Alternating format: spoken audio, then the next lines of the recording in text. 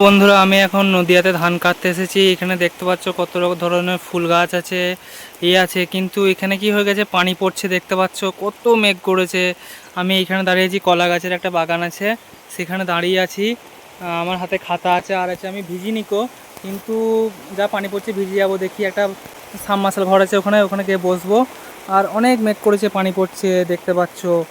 আর যদি এখানে পানিটা ছাড়ে তাহলে আমি সাবমার্সেল ঘরে যাব, না হলে আমি এখানে দাঁড়িয়ে থাকলে আমার খাতাপত্র সব ভিজে যাবে। দেখতে পাচ্ছেন কিন্তু ভিউটা অনেক সুন্দর লাগছে, মেঘলা আবহাওয়া, মেঘ পানিও পড়ছে আর ফুল গাছ লাগানো। আবার আমাদের দেখতে পাচ্ছ ওইখানে মেশিনে যে ধান কাটছিল, ওইখানে ওই গাড়িটা যে দাঁড়িয়ে আছে ট্রাক্টর, ওইটাতেই ধান বোয়াচ্ছিল।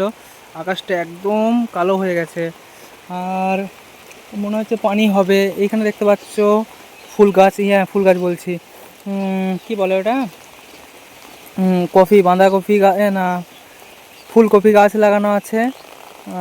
বড় বড়ই হয়েছে ফুলকপি গাছ লাগানো, এখানে ফুল লাগানো আছে, পাশে ধান লাগানো আছে, সাইডে পেঁপে গাছের চারা আছে।